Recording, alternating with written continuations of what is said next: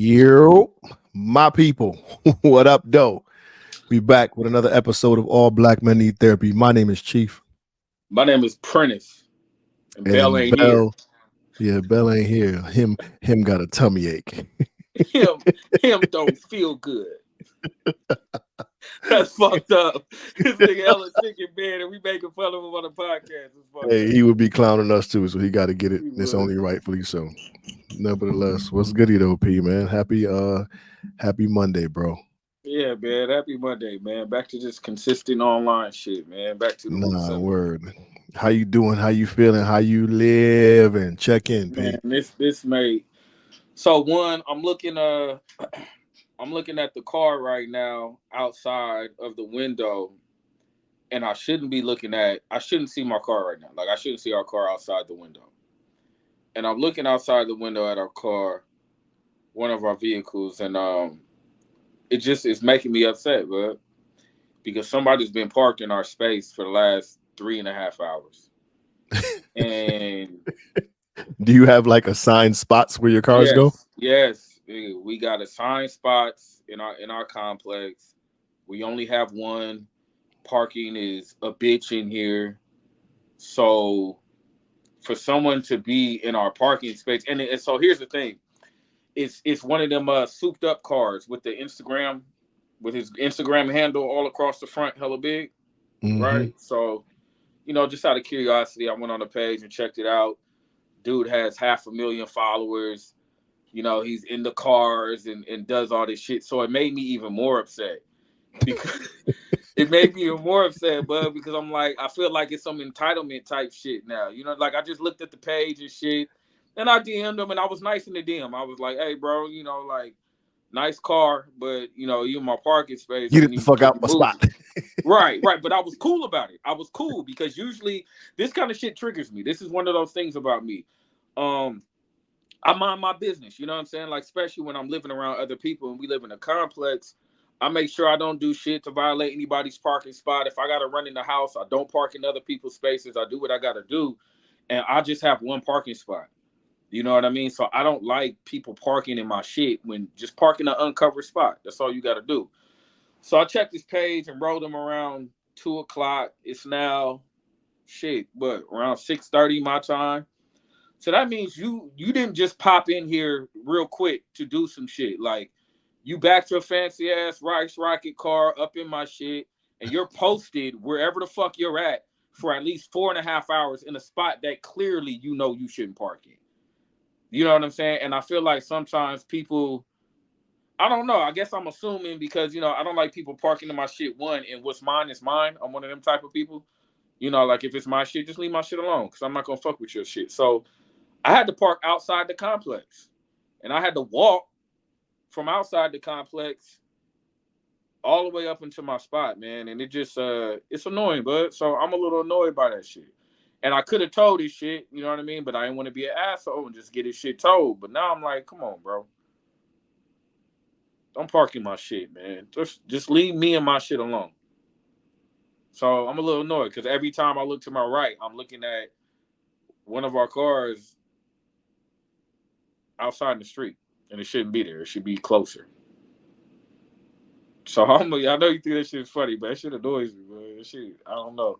I don't know why. And so I told myself earlier, I was like, nah, I'm not gonna do what I usually do. Usually I write like a 4-page ass letter and leave it on their car and shit. I wrote on a post-it, you know what I'm saying? I filled that bitch up, but I didn't write as long as I normally would write. And I was just like, yo, nice car, but I need you to move your shit. You know what I'm saying? Like, and I didn't say it that way. That's how I was feeling. As a matter of fact, I need to keep it real. I didn't say it like that. I said, yo, this is a nice car. I wish these keys were left at my front doorstep. Ha ha. Hey, bro, can you do me a favor? Can you please move your car? I need to park here, and parking is scarce in here. That's what I said. I really want to be like, hey, yo, bro, move your shit. I know you ain't supposed to motherfucking be parking here with your fancy ass car. You know what I'm saying? Back this, and it's even more because you back this shit up in my parking spot, bro. You know what I mean? Like I do my shit. You know what I mean? Like pulled up, and it's like a souped up Mustang. So I know he ain't. I don't think he got like the rear view camera shit in his shit. So I don't know. The more I talk about it, the more upset I'm getting. So I called the toll number on front of the gate, and then they gonna be like, they gonna be like, "Yo, is it your parking spot?" I'm like, "Yeah, it's my parking spot." He's like, "Can you look at your lease and verify?" I'm like, "I don't even know where the fuck my lease is at, bro. Like, this is my shit. I'm not just calling y'all." He's like, "Okay, well, I gotta figure out if you guys are allowed to call in and report somebody in your spot." And I was like, okay. So he hits me back and he's like, yo, I need you to get a picture of the parking spot on the lease. You need to send that in along with your license, along with the picture of the car. But the problem is when we first moved in this bitch, they gave us the wrong number parking space. And they didn't modify it on the lease. So the lease got the wrong fucking number. So he won't take it because it ain't got the right number on the lease. So now this motherfucker just able to sit here and I'm at his motherfucking whim and mercy and my mind is running. I'm gonna have one of them days today, but so my mind is. I know I've been talking for like 10 minutes. So I don't give a fuck. Nah, it's cool. You've actually, but the way you handle this is actually a step in the right direction, bro. Thank You know you, what bud. I'm It saying? is. It You is. need to, It you need really to is, bud. appreciate the win in that, cuz. Yeah, yeah. Well, I don't feel like being on the good foot no more, but like I need you out my Nah, shit, keep man. keep I winning, gotta bro. go through it. And so now my mind is racing because it's a fancy ass car and because he has 500,000 followers. I'm automatically like thinking entitlement. Like I'm thinking like, hey, he probably gonna park my shit and fucking spend the night in this bitch. You know what I mean? Like never come out until I the mean, morning. what if he just parked there, ended up went to the amusement park with a shorty or something like that? You know what I'm saying? It just happened to. That makes me upset. That makes me upset, but real shit. That makes me upset because it's like the audacity, money. Like you're not even here to drop off no shit, to say what's up to somebody, to pick up some weed and get back in your car. Like none of the quick shit. You Well, parked in my if shit and it's been 4.5 hours and you still in my shit, bro. And it's you any got the nerve to have a consolation, big ass Instagram handle on your windshield. So it's like, and it's like a shot in the face. Like, yo, my name is, what's his name? His name is Gavin. Like, my name is Gavin and I'm parked in your shit. The fuck you gonna do about it? That's kind of how I'm feeling the more I'm talking about this shit. I'm sure that's not the case. Give Gavin a little bit of grace, homeboy, and everything gonna be cool. I promise you I it is. did. He seems like a cool dude on his gram. That's why I was cool in the know. Because I looked at You his and gram. I Gavin, was like, you and Gavin gonna connect after this. You're gonna write a poem about a car. It's gonna be dope. Just be pick. hey, he seemed like a cool dude on his Instagram. That's really what I was like. He seemed like a cool cat. It's the middle of the afternoon. Do I really need my space right now? Nah, I don't. So I parked somewhere else. But now there's no parking, and I parked outside. And then Shy had a fucking fit when I picked her up because she dropped 2 raisins on the floor when she was walking out of school today, and she just had to have those 2 raisins. I wouldn't let her eat the raisins off the floor. So she threw a tantrum all the way to the crib. She made me hold her while pouring her apple juice. She had to have me hold her while she drank her apple juice, standing in the kitchen while throwing a fit and screaming. So I was at work. It's been a day, blood. So I just don't want nobody in my spot.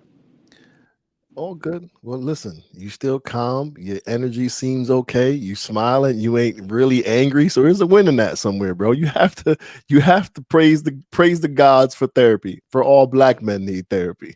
Cause I You are sure in the a fuck need it. you are in a much better space right now, bro. Because you'd have been out there busting windows and booting cars and flipping shit. But I've had like 4 or 5 cars towed already up in here. So it's progress. I really have. Like I don't I'm one of them neighbors, man. Just leave my shit alone. I don't got time to be searching for no spots. I don't got time to be going back and forth. I'm not arguing. I just need to pull up and park into my space and mind my business, man. Okay. But So yeah, aside from your parking debacle, how you doing, P? Check in. What's what else you got? man, I got shit popping up that either I can start to stress out or just take it on the chin. You know what I mean? Like when you got certain things that just pop up and like it just happened before I logged on. It literally just happened. I just saw some shit come through an email, and I was like blown away by that shit. And I had to like really right before I just logged in, I had to say to myself, okay, either this is gonna be on my mind while we record the rest of the night.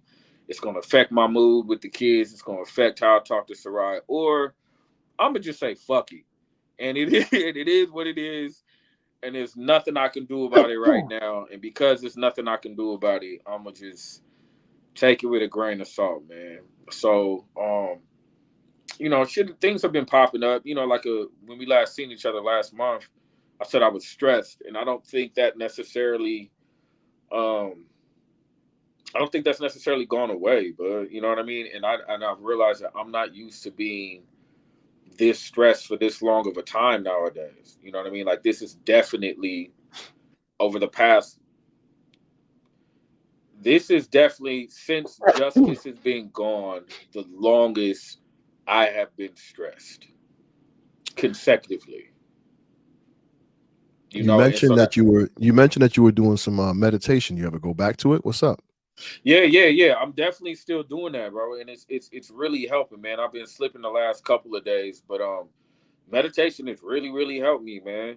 Like it's really helped me. It's confirmed that I'm on the right journey as far as like inner self and knowledge of self and tapped into my spirituality and where I find myself gravitating to and going, man. I jumped into meditation and it really felt like a pocket that was definitely designed to be the next step in my journey, man. So I'm definitely still doing that. I do it in the morning, so when I miss it, I don't hop back on it at night or in the daytime. At night, I'm still trying to I'm still trying to learn the art of astral projection, but so at night I'm totally tapped into that with my earphones on and shit, and my frequencies, and trying to figure out how I can leave my body. I did it once, so I'm like committed to learning how to do that shit again. But That's kind of dope. You should get Sarai with that. That could be a dual type thing. Like, you know what I mean? To be seeing them joints on yeah, shit, TV. I'm mad at her right now, bro. I went into her studio today for Pilates, man. She kicked my ass for 2 hours today. 2 hours, It man. That bees like Pilates that is no sometimes. joke. It But bees yeah, like I that mean, sometimes. like I've been stressed, bro, like consecutively, and not a different type. Like I'm handling it differently, but I know I'm stressed. You know what No I doubt. mean? Like So let me I'm let not me ask acting you the same way, but I know I'm stressed out. let me ask you what I can do to help you relieve some of that stress. Oh Pause. shit, Crazy. what,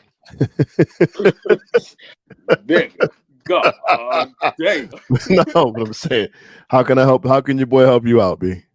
No, we doing it right now. To tell you the truth, but it would have been if we weren't recording right now, it would have been me calling you and talking about what I just talked about anyway. You know what I mean? Like it's No doubt. not it's within my control, but it's out of my control. I gotta fix it and solve it, but there ain't nothing I can do to solve it right now, right this moment. You know what I mean? So, like I said, I handle stress differently, and I think because I know it's here, it's in a new pocket for me, man. I don't process shit the same, which is a good thing, man. It's a really good thing for me. I don't process shit the same, so it's interesting having this consistent amount of stress, but not feeling like overwhelmed by it. Because I'm used to being overwhelmed when I'm stressed out, but I'm not overwhelmed. I'm just stressed, So I think maybe this is a sign that I need to find some additional tools to learn how to handle this new space I'm in with dealing with stress.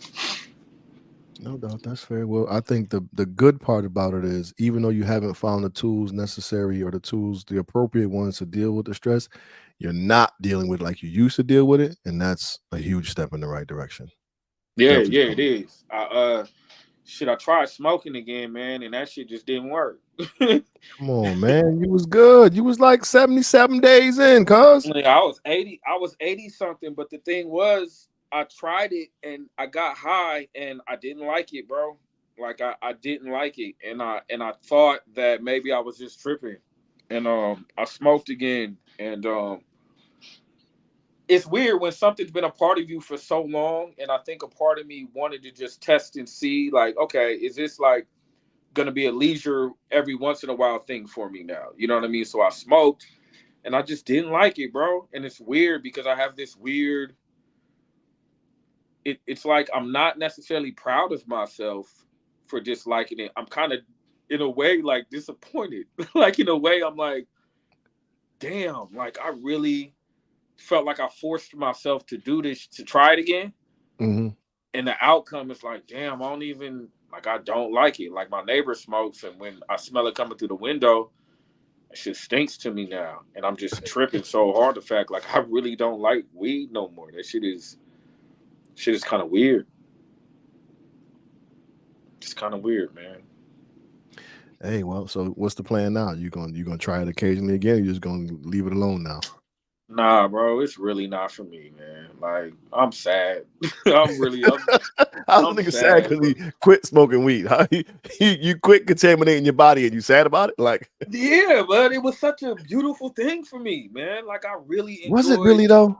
Yes, yes, yes. I'm not one of them people who's gonna try to, it's the right thing. It's not for me no more, but I enjoyed the culture of weed smokers. I enjoyed the process. I enjoyed being high, but it's not for me anymore. You know what I mean? Like it's really, truly not for me no more. And I enjoyed it. I enjoyed it. I enjoyed the lifestyle of being a weed smoker. But No it's doubt. yeah, it's just not for me. So it's like one of those sad goodbyes. Like you know it's not for you. You go months not doing it. Like, all right, let me. It's a hot summer day. You know what I'm saying? The car is clean. This is one of them times I used to smoke. Let me go ahead and light up real quick, and I'll smoke, and I'm like, nope. And then I was disgruntled the next day, and I was like, oh shit! Like it took one time for me to smoke again, and then go a day not smoking, and I think I felt some of them same withdrawal symptoms, and I was like, nope, nope. It would have been different if I would have just smoked, got high, and realized it wasn't for me. But I know I had a little bit of a funky ass attitude the next day when I didn't smoke, and that was the worst part about it. You know what I'm saying? Like Yeah. feeling like my mood was off or unstable because I wasn't high, and so I think that told my body like, "Yo, P, like you not as far removed as you think you are." You Mhm. know what I mean? Like you went 4 months without smoking, you pop up and try to do this casual shit, and your body is like, be disgruntled, nigga. Ah, like I don't want that, man. That's So now crazy. I'm You hear now, it. You bro. hear of the angry drinkers. I ain't never heard of the angry smokers. Yeah, well, I think it's part of the detox process, man. You know what I mean? Like they be in a bad mood and shit. I can't be doing no Wow. shit that got me disgruntled after one day of smoking, man. So yeah, I'm really done, bro. And I just bought a pre roll too, so I didn't go heavy and buy a whole bunch of weed, but it wasn't for me. And it was top shelf shit too. Like I was like, if I'm gonna smoke, I'm gonna smoke some great Cali weed, and yeah, just it ain't for me no more, man. So Hey, children, people watching, don't do drugs. yeah, man, Oh. don't do drugs, bro. But shit, that's my story for 17 minutes and 40 seconds. Nah, What's up all with you? good. All good, man. A lot of shit going on, man. Finishing up that project I was telling you about, feeling good about it. I kind of found a good lane where it's not all poetry, but it's I think it's serving the purpose I want it to serve Mm-hmm. while still tapping into some creativity. Mm-hmm. So I'm cool about that. I think I just got to figure out how I want to roll it out. We talked Does about it, but I that still let me ask you a question? Does that make you uncomfortable as an artist? It no, because being I a little different than the plan. You know what I mean? Like you no. you write it doesn't. The plan was to not necessarily be different, but it was to try to combine both the letter and poetry. You know what I'm saying? Okay. And make it Yeah. kind of, you know, still be Hmm. talking to it, but still have some creativity within it. So I think it lands how I want to. When I could just get the visuals nice, I think it'll be dope. So that's cool, and I'm feeling good about that. And I'm soon the moment I finish with that, I'm gonna dive into. I've picked like maybe like 15 different beats or whatever. So I'm gonna try to see which poems I'm gonna lock in with those, and then put this thing back together. So I'm feeling good about that. I got some projects I'm working on. I'm feeling good. School year's about to end. Um, Tomorrow, kids was active. Kids was wilding today, which was stupid. But that's about to end. My kids are out of school, so that's kind of cool. I leave this week to go to Florida to compete in a poetry slam, represent Connecticut in a poetry slam. So I'm kind of feeling good about that. We got some good stuff. I'm excited to see how we measure up to the real competition. You know what I'm saying? That's Southern Fried, right? Southern Fried. Yep, we're going to Southern Fried Poetry Slam in Florida in Pompano Beach, Florida. So that'll be cool. Kind of, I'm You excited to see coaching about or that. you competing? Both, Oh, both. word. Yeah, I like a thought you player was coach just type deal. coaching. Yeah, yeah. Yeah. So it'll be cool. I mean, I don't. So what I normally do is I get in all the group pieces. Like I write a lot of the group pieces, and then what I'm saying, we go from there. So I'm in all the group pieces. I don't like to. I mean, not that I don't like to, but I like to let because there's a bunch of young cats. So I let the young cats go up on it and do their individual joints. You know what I'm saying? And then I rock in the group pieces, and we got some solid joints. I feel good about it, but I'm excited to see some poetry and be around some creatives that might spark some stuff in me. And I mean, I'll take a bunch of notes and come back home and be ready. The pen to be on fire. Then you know what I'm saying. I'm Hell excited. yeah, That's what man. I'm most excited for, to get around there and then just to see. Because we believe in our own talent. But you get around these people, and sometimes it's like, damn, like I like the way what I'm saying, and it just Mhm. sparks something different. And it's crazy because he could be talking about flowers, and all of a sudden you writing a war poem. But Yeah, just but it's the just way they do it. right, Yeah, that right, yeah. right, right. So Uh-huh. it's dope. So I'm excited to just be around and get inspired and whatnot. I'm gonna join in the haiku competition, which will be dope. Oh, I are like you? I like my haiku, yeah. So I'm gonna jump in on that just to kind of have some fun with that. But outside of that, man, I'm gearing up for this year end. I got a busy summer plan, so I'm just be moving and shaking, man. So that's that. Nothing real, nothing to brag about, nothing really to complain about. So I'm moving in a good direction. So where we at today, Pete? We just took 20 minutes to get into this, but we'll be all right. Yeah, I mean, shit, it's just you and us. I mean, you and me. You All know right, what I mean? today's Like, today's topic, ladies and gentlemen, is brought to us by Lord Prentice Powell. By the way, y'all didn't know his name in my phone is Lord Prentice Powell. It stayed that way when he was heavy on the Game of Thrones. He said hell he yeah. put a story up and said, "By the way, I'm going by Lord Prentice Powell from now on." So I changed his name, and my Siri is British. So every time I feel like Siri call Prentice, he be like calling Lord Prentice Powell. That's elevated. It's been like 4 years, but it's It'd been be like four or mad funny five. though. I It's laugh been, every time she calls you too. But it's been anyway. like 5 years. I was watching that Game of Thrones like 5 years ago, man. Um, so today, man, last week was our last episode was I'm too old for that shit. Um, so we did that last week, but I don't know. I wanted to talk about something today that was on my brain, man, and I'm in a space like a lot of our listeners, man, of a lot of different transitions, right? And I'm learning that transitions aren't necessarily always a good or bad thing, but they're necessary for growth. You know what I mean? And it doesn't have to be deliberate. Like there's certain things that we focus on specifically um, in regards to areas of growth or places we want to improve our personality or our thought process or mental, physical well-being. But I'm definitely in this really, it feels like a marathon like length stage of growth, where it's like I don't I can identify any necessarily like any benchmarks in this process, but I know I'm in the process. Does that make sense? Do you get what I'm saying? Yeah, I mean, but the growth process is naturally like a marathon. You know what I'm saying? So unless you have specific parameters in which you're trying to reach, or different tiers that you can identify, then I mean, it's forever going to be a marathon. It ain't going to stop. Yeah, I feel that, but sometimes I feel like it would be nice to have, and maybe I'm setting myself short and not, you know, designating specific areas like concrete enough, but I'm feeling like it would be nice to have, well, to let me know that I'm on the right. Things like You breaking up? You being broke up. You into said it would be meditation nice. are parts of that. You said it would be nice to know, and then your phone is acting weird again. You gotta you can't move. You gotta sit still, and it would be nice to know what. Hey, you think I'm on a metro the way my shit be tripping? It would be nice to have some benchmarks. Can you hear me? I can hear you. Can you hear me? I can hear you. It would be nice to have a couple of. It would be nice to know that I had a couple of benchmarks to let me know I'm on the right track, man, and where I find myself really. I wouldn't say struggling, but the most like pertinent part of my growth and development is trusting my instinct and discernment. And Okay.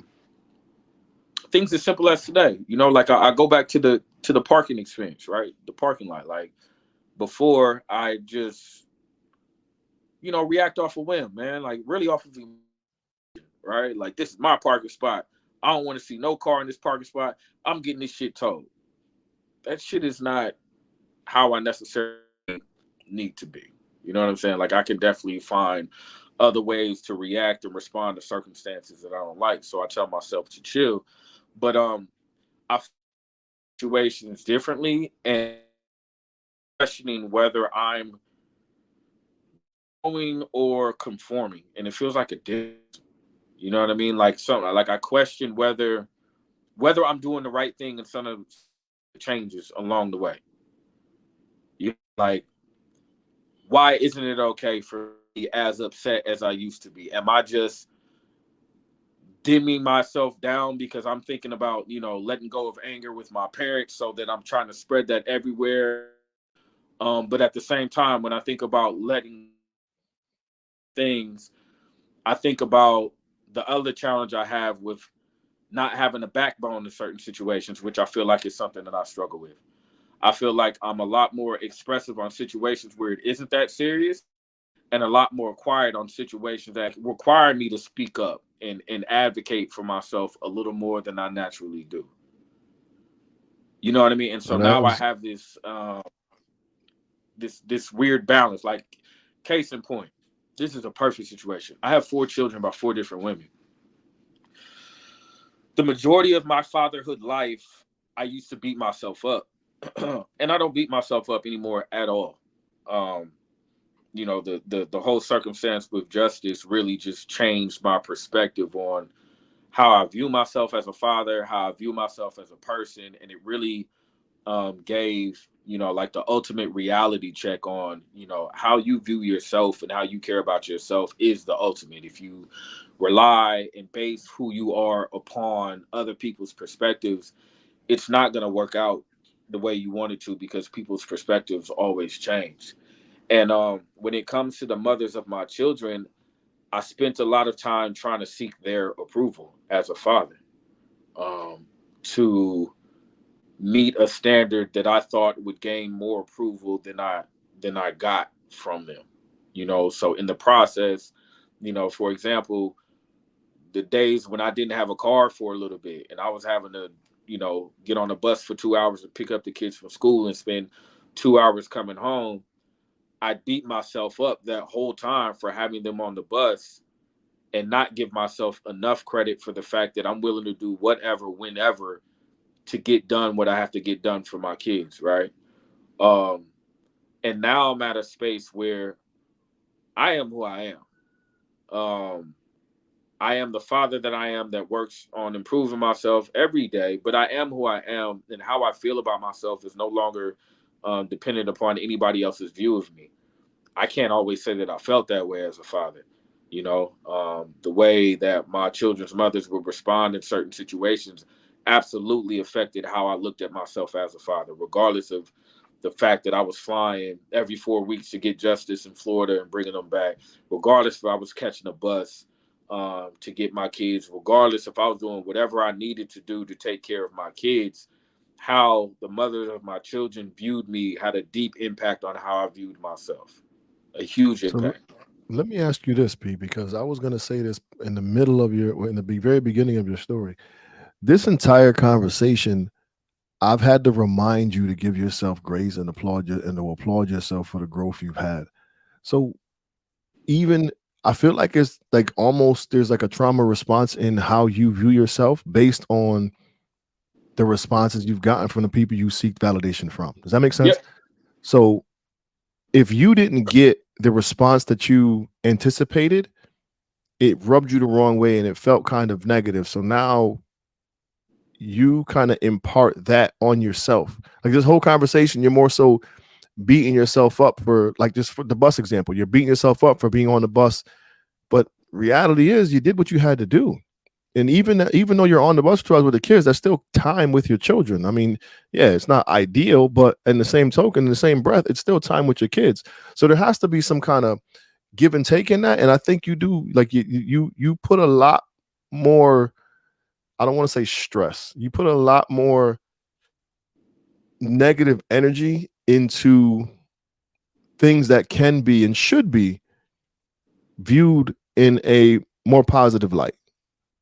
I can absolutely agree with that. And I think where I'm going with it is now I don't do that. Now I'm completely on the opposite side. You know what I mean? Like having to having to make the decision to put Justice on that plane and send him back to his mom due to his behavior, his actions, and lack of accountability, that changed my whole life, bro, for the better, for the better. Something that should have been, quote unquote, should have been the most devastating moment of my life was the most self empowering because I finally got an opportunity to look back um, at my whole life, which felt like it started with his birth, man. And I got to look back and I realized how much I defined myself on my relationship with him. Granted, I have three whole other children, bro. But I correlated my value to the fact that I never missed 4 weeks to go fly, pick him up from Florida, to all the TV shows, to all the fighting, to finally getting custody in 2020. But when I had to make the decision for the greater good of our family and the rest of the people that I'm responsible for, it really woke me up to the idea that you cannot define yourself based upon your relationship with anybody outside of yourself. That's Because fair. when shit hits the fan like it did, you know what I mean? When shit hits the fan and you find yourself voluntarily at the airport, not crying this time when he's leaving, being the one who made the decision, then you got a whole different can of worms to deal with. There's a whole different perspective that puts in your head. You know what I'm saying? And so what that really taught me to do was to really go inward. And I had to give myself credit for his whole life thus far. Like, you don't have to know me to know my story with my oldest child and to know the love that I've shown, to know the dedication, to know the commitment, to know all of that. And for it all to, uh, and I don't mean it literally, but to feel like it all blew up in my face out of nowhere, um, I had to be like, nah, fuck that. Like, I've been an amazing ass father. And nothing about this energy and nothing about these circumstances that I'm getting right now are conducive to my history as a father to this boy. This is a stage that is in his life that is influenced heavily by his mother. Um, and I can't fault myself for this one. I can't I can't say, P, you fucked up. You did X, Y, and Z wrong. I had to look back, and when I looked back since day one of him being born, there was nothing I can do other than to praise myself, bro. Nothing. Because if there's Respect. one relationship in the world I can hold my hat on, it's my relationship with my oldest and the job that I've done, the effort that I've put in. And if at this point it hasn't proven to be good enough, and at this point it's led to the dynamics and circumstances that exist now with, his mother cursing me out along with him, if it's led to this point, then so be it. And so be it because it taught me the lesson that his time is on his time. You know what I'm saying? Like, his time isn't on mine. Like, and I'm his father. And I can want the best for him. I can want the greatest for him. But if that's not where he's at, that's not where he's at. And there may be absolutely nothing I can do to change that. But I can stand firm on the seeds that I've planted in his life. And I can stand firm that, one day they'll get watered, they blossom, and hopefully he comes around. You know what I'm saying? And so what that led to me doing is to totally looking at myself differently as a father. And going to what you were saying about me beating myself up for certain things, there's a catch 22. Also, what it taught me was that because my father wasn't around ever, and because of we all know how I feel about my dad and me just going through those emotions, I think the detriment to those of us who are born without fathers is that, we'll look at our presence in our children's life, and that presence alone is monumental in comparison to what we got from our dads. Just being there in our children's lives, knowing that our fathers weren't for us, is everything. But what happens is your children get older, and I can only speak for myself. You can get complacent within that applauding your presence. You know what I mean? Like, you Hmm. can get complacent and just feeling like I'm here, and that's way more than what my father did. But fatherhood Right. is a lot more than just being present. And that's real shit. And sometimes we learn that through circumstances that aren't the best, but there are a lot of other things that come with being a father and fatherhood. And the truth is, being present isn't enough. Yeah, it may be light years in comparison to what happened with you, but nah, there's some other traits that you have to learn. There's some other skill Others, sets that plenty, you have to learn. plenty of others. So I'm listening to you, Pete, and I kind of I can empathize with what you're saying, but my story or my situation is a little bit different as it pertains to the validation part. So let's start there. I don't know where I got it from. I can't even tell you where, Pete, but I've always been a pretty confident dude. Hmm. I think to the point where I almost fed myself truths, or I fed myself story that weren't necessarily truths. And Hmm. it took those responses from individuals that it didn't necessarily matter. Their validation didn't necessarily matter to me because I was a firm believer in who I am and moving in the right path and doing the right thing. But it took them acknowledging the shortcomings and where or they how they felt differently than I did for me to kind of humble myself. That's so interesting. And oh, So keep it's going. kind of it's not it's the opposite almost like in your efforts to seek that validation would essentially boost your confidence, ego, whatever you morale, whatever That you I want to didn't call it, have naturally. that you didn't in it. And I don't know where I got it from. I Right. can't tell you where I That is got it from, but I know I had it. So at times I would be so I don't want to use the word arrogant because I'm very humble, but I'd be so confident, I guess, in it that if something negative did come about as a response, in my head, fuck out of here. She hating her. She don't know what she's talking about. I'm doing what I'm supposed to be doing. And it took me a while to be like, nah, if they're saying that, there got to be some value to it. So sit back, look at it, and assess what you're doing different, what you're doing wrong, or where you fell short, and try to better that instead of feeding yourself stories to not have to acknowledge certain people's perspectives because you don't rock with that person or because y'all beefing right now or because whatever the case may be. And can't that's so nobody get us any more enraged than the mother of our children. right. So when shit went left and they would say something slick, in my head, it was always, yeah, that's that spiteful shit that she talking about, intentional hurt they trying to do or whatever. And it's like, nah, that ain't you. You ain't doing that. You doing this. You doing it the right way. And I'm feeding myself all this stuff that wasn't necessarily the truth, but it kept me from feeling bad about myself or from And not that's recognizing crazy. that. We was doing the same thing, but it had an opposite effect. Right. When I hear them stories, I used to find myself trying to do more in their eyes to get a greater sense of validation. It never worked. So then I felt even more defeated. So then I fed myself stories to try to build my confidence. You know what I'm saying? Because I didn't have it. Hmm. And I relied way too heavily on the, like it's hard as a father, man, when you care so much about your kids. Obviously, you want validation from the other person you created kids with. But the other flip side and the other harsh reality is that sometimes you just ain't gonna get it. You know what I Yeah. mean? Like for whatever reason, you could have violated them to a point, or they can just be who the fuck they are, and they're not gonna validate you at all. So where do So we get? How do we get them to listen? How do we get so them to here's the key. This is my opinion. understand? It's I'm not saying, how do we about get? them listening. No, It's no, but not. how do we get them to under? So that's where a lot of my struggle came in, and we've talked about it several times, but not as it pertains to the mothers of my children. But I'm I've grown into a space where I'm very good at hearing different perspectives, accepting different perspectives, and agreeing to disagree peacefully. Mm-hmm. But in the past, if I wasn't heard, or if I couldn't be heard, or if it's not okay, it wasn't okay for me to understand your point, P, and you not understand mine.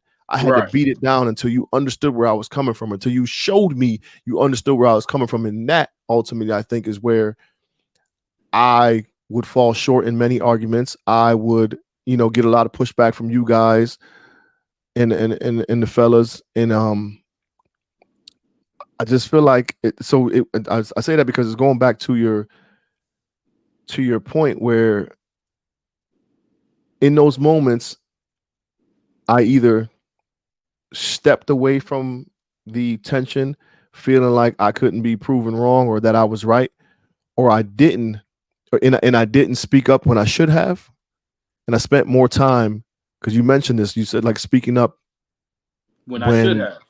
but no, speaking up when you didn't necessarily have to, and not speaking up when you should have. Yeah, and that's And I what I think for did. me, I was picking the wrong battles. Hmm. Yeah, I would take the criticism, and because fatherhood, especially starting off with justice, how that started in the courts letting them move to Florida in a couple of months. Oh, you know what I mean? Me have to fly back and forth. I would take the criticism from the mothers of my children and hold on to that because that gave me something tangible to focus on and change. And I would feel guilty that they felt however they felt and would mute myself in response in those conversations, right? Like I wouldn't even defend myself because I want to be looked upon as a great father.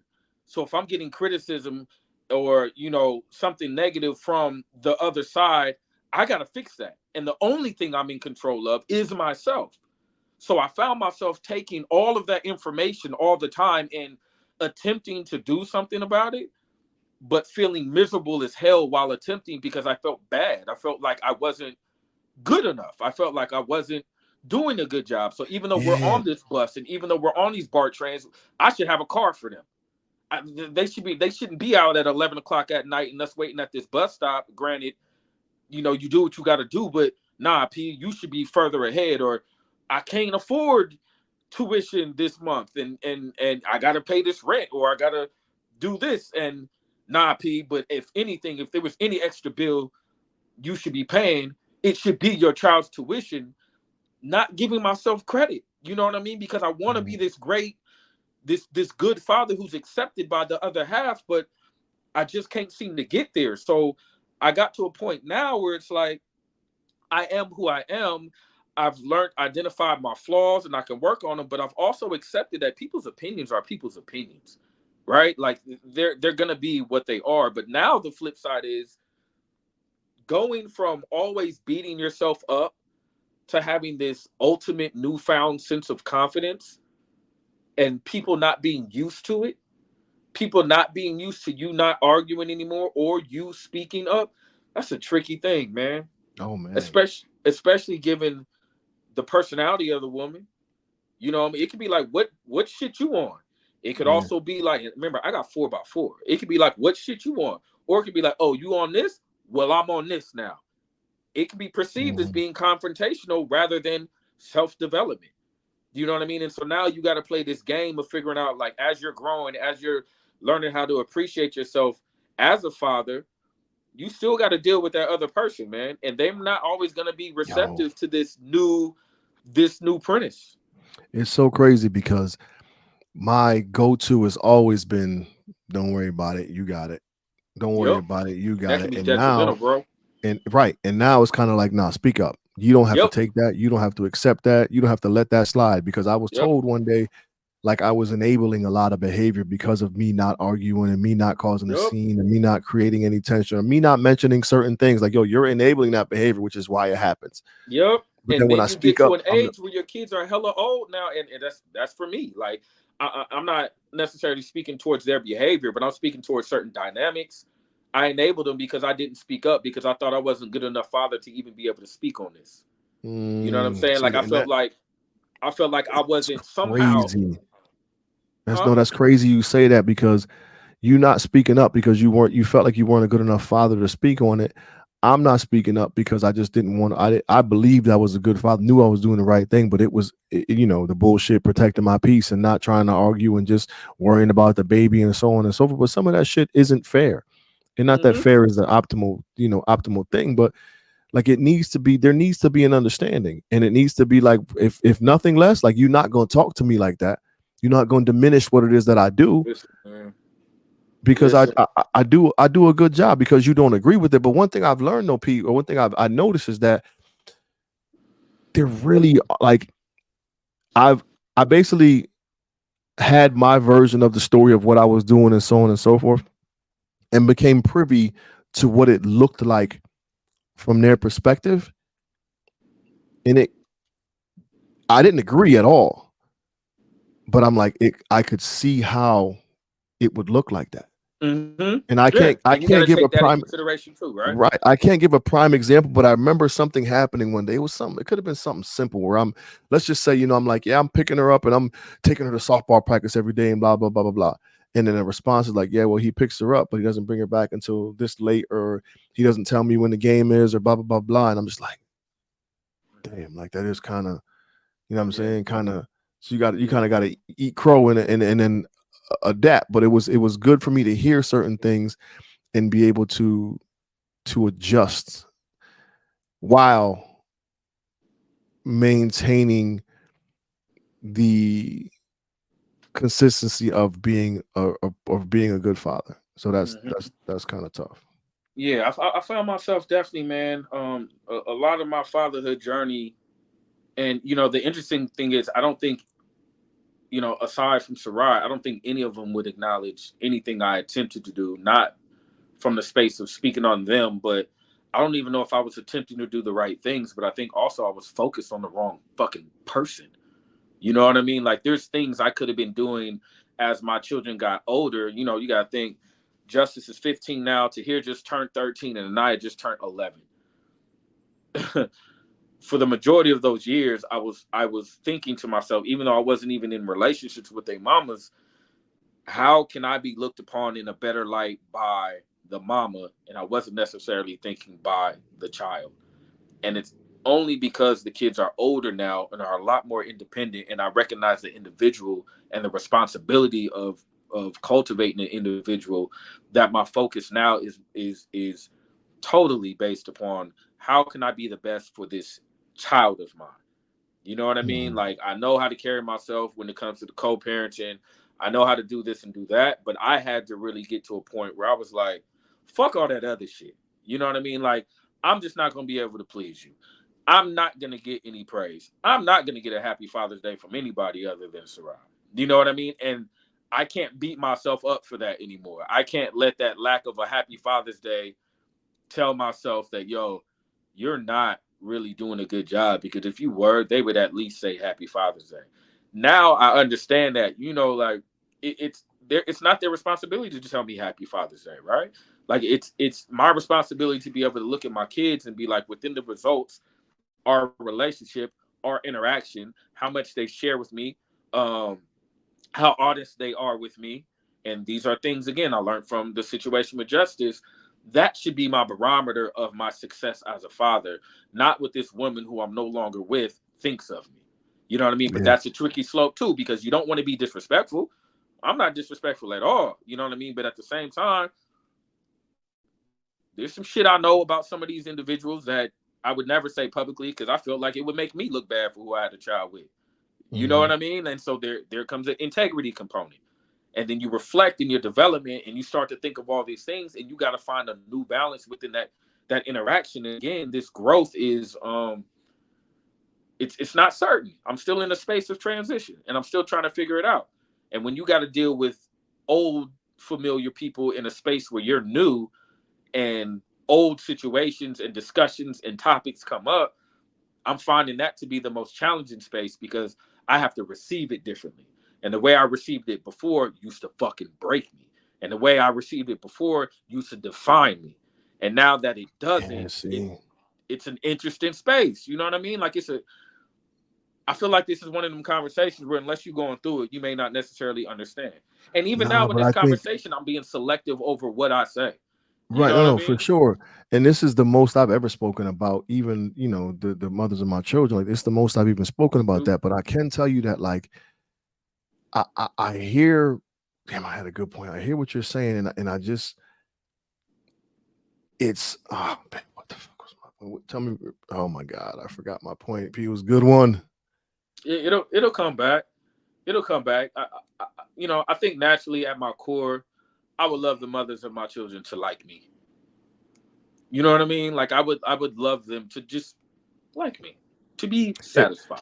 So I think the people watching and listening can hear two different sides of the spectrum in dealing with the same situation essentially. But I don't necessarily like their validation isn't necessarily something that moves me. Mm-hmm.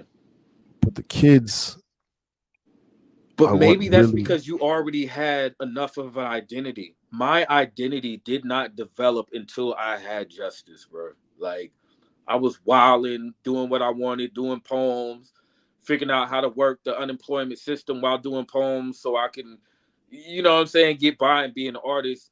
I did not start defining myself at all until I became a father. And I think that was the biggest detriment to my life, to my identity, and my self development. Because along with becoming a father, you co create with somebody else. And if you make a poor choice, as I did, with who you co create with, that could be even more traumatic and toxic and fuck up your development, Yeah, but right? we don't think about none of that stuff. Like even when people say, No, you none at talk all. about the vetting process, this person seems good, they love children, blah blah blah, parenting styles and how they respond to breakups and how they respond to adversity with the child is all something that you can't plan for. It's all something that you can't have a conversation for. This parenting stuff, it happens and you got to just go with the flow and But it you can be a can. shitty and tricky thing, man. But you can. You can prepare for it. And I know it because it's too late for me. But there's a lot of people who listen to us and they not there yet. But you can have those conversations. I think sometimes But some of but us. Pete, you can have those conversations, but you don't know until you go through it. You don't know, bro. Like I'd I don't never. know, but I was naive and the signs was fucking there. Like for Yeah, but the even with the signs being there, there's no telltale. I mean, I guess there might be, but just how they respond to particular parenting situations. There's a lot of stuff like you don't think about. Like, okay, little things like, and this is completely outside of the box, but like people with two different religions. Like, we have the conversation about what religion we're going to raise our kids in? You're not having. I mean, oftentimes are we having that conversation prior to having children? You know what I'm saying? no, no. So I now, can give you one though so that's listen. So now we're married. We just had our first baby, but we didn't discuss this. Now there's some tension and some turmoil and some beef about that. You know what I'm saying? Little things like that, and that's just the tip of the iceberg. It ain't even really, what I'm saying, the real shit that goes down. But that's something that people aren't necessarily conversations that not necessarily having.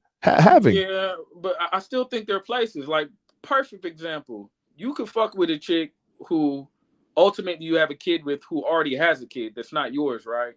And we've all fucked with some chick who had a kid and she did some shit that kind of made us look at her a little different to spend time with us. Like your baby's weird, you know what I mean? And that was something Or that. you were willing to sacrifice this to be over, you know what I mean? And still fuck with her, and then boom, now you got a kid with her. And Nah, granted, that's she the may see. not do the same behavior, but some of them traits of being neglectful, being irresponsible, being secretive, being a liar, all these things that and the sucky thing when you have integrity as a father is that there's so much I want to say about one of them at least. Oh my God. But Yeah. I'm not going to. I know I'm not going to. So much that I could, that I should, that I am so undeserving of, that my son is so undeserving of, but I just can't get myself to do it. Why? Because I have a fucking child and I made the decision. Right. You know what I mean? And that's a tough pill. That's a tough pill to swallow. But I But mean, it's so hard. And like it's so hard to walk that line and sometimes accept the fact that you have that much integrity. Like real shit, but like I wish sometimes that I could just bug the fuck out and just flip. You know what I mean? Like I'm deserving of a flip at this point. I'm deserving of a rant of the millennium.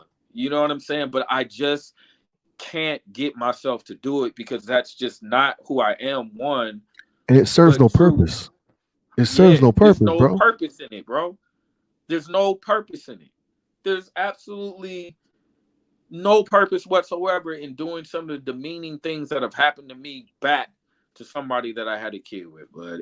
And when I said initially with discernment and sometimes feeling like or wondering if you're growing or you're compromising, that's where I find it a lot in my life. You know what I mean? And this growth shit ain't for the weak, man.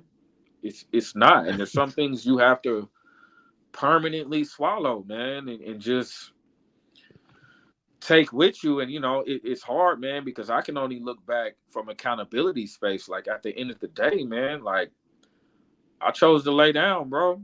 And I can't. I what am I gonna do? You know what I mean? At the end of the day, I chose to lay down and put myself in a situation where I can have a child with this individual, and this is what I get. And still to be able to beat myself up over some of the criticism, despite me feeling like that. It's a conflicting space to be in, man. But I don't feel like that no more. So now I'm trying to learn how to balance this. This whole thing of confidence, man. When you grow up not having a lot of confidence and you discover it as an adult, uh, it's a really big imbalance, bro. Like for me, at least. You Yeah, know. but then when you on the other hand, when you develop that confidence at a young age and you carry that into your adulthood, it can sometimes blind you from the reality of what's really going Mhm. on because you're too high on your horse. I'm Yeah. guilty of that by all means, man. So it Do you it's feel you give yourself more credit than you deserve? um I don't. no, I don't, but I think that I haven't listened with the credit that I've been giving to myself. I've invalidated their perspectives. Uh, And that's not okay. So I'm going, yeah, I'm doing this, that, and the third, and they're going, yeah, but you're not doing this. And I'm like, but I'm doing this instead of being mhm. like, yeah, she's right. You know what I'm saying? And that made a world of a difference to me. And it's not like it's monumental things, but it's things that are important to me. And you don't want to fall short in any regard as a father. You know what I'm saying? So when you're told you're not doing something that you believe you're excelling at, Mhm. then you're told you're not doing well at it. You're like, what the fuck you mean? You know what I'm saying? So it's definitely a hard pill to swallow. And I've become so much more open to listening, bro. Like I almost want people to tell me about myself more often than not. So I can really hear these things and be like, yo, like this is something you got to work on. That's something you got to work on. That's something you got to work on. And just continue to grow because the hardest part for me in the middle of this is having such a passion for being a father and wanting to excel at it and believing I am doing it that you can't dare tell me I'm doing something wrong. Hey man, yes, yeah, I feel You know that. what I'm saying? I feel that. I know with Justice cursing me out nowadays, with his mama cursing me out nowadays, and that total flip, man, it really just it taught me like, yo, you can do everything under the sun and it not work out the way that you want it to.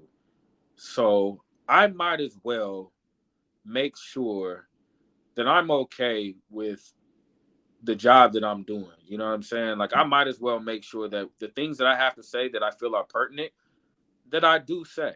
You know what I'm saying? Because you can be thinking you do all the right things and then something happens that just totally goes against all of your genuine effort. And so I really nowadays am looking at myself as a father as a very big work in progress because I still got to take some responsibility and I'm still not sure where the fuck to find it yet. That's the No. interesting thing. I can't locate it I yet, bro. so I why am I keep forgetting these points? So I my brain is lost, Blanking. bro. Huh? I was about to write it down and didn't write it down and forgot it already. I can't remember. I Yeah, can man. remember anyway. It's well, I think it's just it's tricky, man. It's tricky growing older and getting wiser and being able to look Oh, back at your errors and mistakes. here it is. So one of the things that I was thinking, maybe we should have this conversation with our children. I saw something about it was about relationships, and the question was, you sit your partner down and be ready for the hard truth. But it was like, how can I love you better? And essentially, they would tell you the things that they thought you could love them better with. And I think having that conversation with our kids, like, baby, sit down, how you doing, how you feeling, how can I love you, how can I be a better dad to you? And having and hearing it from our kids is probably the most humbling yet motivating thing for us to go through when your kids, because kids most of the time will tell us you straight, and Uh, when they do, yeah, for some, mine don't. You know, or okay, let me not say they don't, but I ask that question frequently. I get what I get in individually, response. What I get in response is, like, I love you. You're doing good. I know there's something. I think there may be a fear component that comes in, but also I think that places, and so I don't like putting them on the spot. So I'll say, you know what? Take some time and think about it. You know what I'm saying? Like, get back to me on, I'm gonna give you, let's say, 3 days, but I want you to think about it, and get back to me on something that I can do better as a father. But I'm feeling like where they're at in the stage they're at in this life, there isn't anything necessarily. Either they're not courageous enough to tell me out of some type of fear or guilt or don't want to hurt my feelings, or they're not really at an age where they can identify something that's pertinent enough to pop up into their head. So what happens when you are asking that question, but you aren't necessarily getting anything back from your kid? let me ask you this, bro. Is there an opportunity for there is, but I mean, let me make a suggestion. I saw something online and it was a dad taking his kids for a walk once a week individually, Uh-huh. 10, 10, 15 minute walk, and just letting the kids talk. And I think he was talking about how it really increased the connection that they had with one another, and allowed them to talk and got to see different perspectives, and learn more about his interaction with them. And it was really really dope. And I'm trying it, and it's kind of cool. The kids are just talking and they're having fun when we're walking, and it's one at a time, maybe a different day a week, and just shooting the breeze. But it definitely makes for a stronger bond.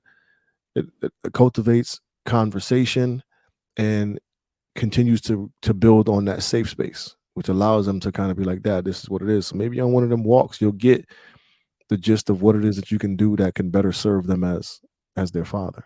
Yeah, I've been trying that too. Went hiking with a Anaya, like she's out of school. Tahir doesn't get out of school until Friday this week, but she's been out of school for 2 weeks. So we've definitely taken time to do that. And she's the most expressive child. She's the most naturally talkative. Tahir isn't necessarily like that.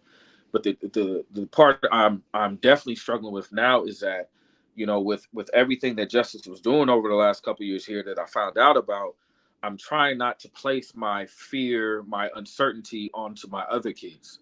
You know what I mean? Because when you have one kid that jumps off the deep end, you start to question everything you did. And the very idea of them being outside for hours or letting them go somewhere when the other one was doing certain things can really fuck with you. And you don't want to place the fears and the uncertainties of one kid on another. You want them to be able to grow. You want them to be able to develop on their own time because they're not the same people. So I find myself, over this past year since, I sent him back to his mom. Well, it hasn't been a year, it'll be a year in September. Really just trying not to put the fear of quote unquote failure of me failing another one of my kids. Because as much credit as I can give myself for the job I did with Justice, clearly I didn't do good enough. You know what I mean? As much as I can say all of the things that were directly influenced by his mother without a shadow of a doubt, and the type of person she is without a shadow of a doubt, I can't say that there isn't something else I possibly could have done to prevent this outcome or this stage in life right now. Mhm. You know what I mean? And that's the hard part, bro, Yeah. because I can't find it. I can't find it. I can't. I'm. There could be something, but, and yeah, I'm flawed, but I can't find. I can't find that answer, and I don't want to make another mistake with the other ones. You know what I'm saying? So I'm Mhm. steadily trying to rack my brain, but sometimes you got to chalk it to, again, their time is not your time. Their development is not on your clock. You know what I mean? And they're not the same people. And that's what I'm struggling with the most, is to remember Tahir is not Justice. So when he says he's going to do something, or I allow him to go be somewhere without my care or whatever, that doesn't mean he's going to do the same things his brother did. Mhm. You know what I mean? However, the flip side is he was watching his brother do this type of shit for years. So I know he's seen it, and I know he's Right. trained to know it. So what do I do? You know what I mean? And That's the scary part with Tahir being 13 now, man. I want to give him his freedom, allow him to be him, but at the same time, I don't want to quote unquote fail him the way I feel somehow I failed justice. You know? That makes sense. That makes sense. So we danced around a lot of different conversation, man. We over an hour right now. I know we like to keep it around an hour. So I think it's important that we continue this conversation. I think we in 111, 12 episodes, we didn't really tap on, the parental relationship with the other parent and deep into the kids. I think this was a needed, a And we necessary still tightrope conversation that that shit. We still tightrope yeah. this shit and didn't really Oh, do without it. a doubt, You without a know what I doubt. And mean? I Like, don't, and and that's what sucks. But again, protecting my peace, bro. Protecting our peace. exactly. You don't want to open that can of worms. But we can talk about our No, not on no experiences and public. our dealings. You know what I'm saying? Yeah, man. And like not on no public ass podcast. You know what I mean? Like I'm not trying to do that. But I got shit to say. And I got ways that I feel. You know what I mean? And I don't fucking know how to get Nah, this shit word. out correctly yet. And I deserve to get this shit out. You know what I mean? Like it gets to a point where you feel like your back has been against the wall and your back ain't on there no more. And sometimes with your back being off the wall comes expressing yourself. So how do you express yourself through, how do you use that discernment? Going back to the beginning, like how do you know when too much is enough? How do you know when you're you are standing up, defending yourself, speaking up, not allowing certain things to continue?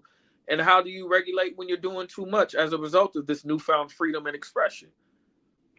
That's Yeah, the hard part because not everybody on the other end, whoever you're dealing with, even outside of parenting, when you got to do shit like that, is going to acknowledge, recognize, and respect what you're trying to do. half of them won't even be receptive to listening to it. That is the other part. Not even So fucking receptive. So you're not receptive. I'm trying over here in a very respectful, mature, newfound way, and you're not even fucking receptive. Now what do I do? right. Protect your peace. Nigga, Anywho, yo, Pete, you kind of gave it up, but go ahead and put us in a final thought, man. Sum it all up. Sum this whole episode up into a couple sentences. What you got for us? your who you are is needs to be dependent upon you. Do not place your eggs and your value in anybody else's bank. Don't. Understand that you have a responsibility as a parent, but you have a responsibility to yourself first and foremost. And that responsibility you have to yourself is to ensure that you are loving yourself properly, even when others are not. And if you do not learn how to love yourself properly when others are not, that love you're not getting that you want from somewhere else or someone else is going to dictate how much you love yourself. Um, I would say don't be like me and wait, but everything happens when it's supposed to happen. But when things start happening, recognize it, trust your gut, trust your intuition, lean on yourself, lean on your thoughts and your feelings, and the universe will let you know if you are on track by the circumstances that happen as a result of it. So lean on yourself, man. Learn to love yourself void of your children, your wife, your husband, your mother, your father, your cousins, your brother, your sister. Learn how to love you first and foremost. That is my final thought. That's what's up. So for me, I took a lot from it, but the first thing I want to say is there is absolutely no need to validate yourself to anyone as it pertains to your parenthood outside of your children. Man, Make it gospel. about make it about the babies. However, even if it comes out in the wrong words or the wrong tone, you have to be open to hearing what those other people say or feel about your parenting. I Mm, think it's important to hear that. And you may totally disagree, but they have their version of the story and it could be completely asinine. But something in there should be enough for you to reflect on and go, okay, maybe I can shape shift a little bit and make amends. There is no parenting rule book. This shit is off a whim and by learned experience. And I think the faster we grow up in this phase, the more we are capable of caring for, loving on, raising, and protecting our children. Mm. Can I say one more thing? Absolutely. Some of us have been dealt just a shitty hand as far as an example, man. You know, and I think we don't give ourselves enough acknowledgement of that very fact when it comes to the parenting we do with our kids.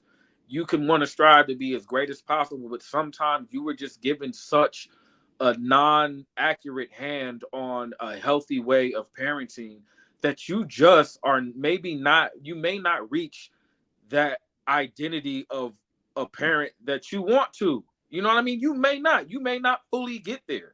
You may not. So you have to give yourself grace along this road. You're always going to be a parent, so grace has to be the primary thing. And even if you were given a great example, you have to give yourself grace because it's different between being a child and raising one. Give yourself grace.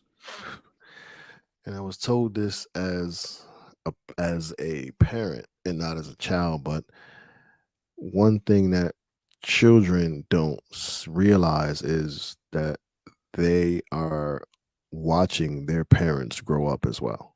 Mm-hmm. And you have to give yourself that grace too, because as we're watching them grow up, they're watching us grow up, and they're going to make mistakes, and or we are going to make mistakes, and so are they. Yep. Yep. Parent with a little more grace for yourself. Yeah, man. Word. P. Shout out to Bell. Hope you get better, bro. Yeah, get better, man. Um, we are All Black Men Need Therapy. We can be reached at allblackmenneedtherapy at gmail.com. If you want to talk to either one of us individually, you can hit us up at Prentice at abmnt.com, Chief at abmnt.com, or Bell at abmnt.com. We have a voice line, 860-410-6160. Shoot us a text if you're in the middle of a funk and going through it and just need somebody to talk to or text back with. We do our best to get back to you. We got some new merch coming out for the spring line, some bright colors and whatnot. Get you some merch. Hit the website, abmnt.com. And that's all we got, yo. Appreciate y'all for tapping in with us. Please tell a friend to tell a friend. Like, share, subscribe to our channels and Instagrams and all that. We don't say that enough. Like, share, subscribe. Share this with somebody, yo. If you Yeah, are a man. faithful, if you are a faithful supporter, share an episode with someone and have them email us and say Johnny sent us. We're gonna send you some merch, man. Word up. Appreciate y'all. Do us all a favor per usual and hug a black man today. And if you got no black man to hug and you are a black man, hug your fucking self. Do it. Ooh. And tomorrow. And if you don't have another black man to hug and you are a black man, hug your fucking self. Do it. We out, y'all. Peace.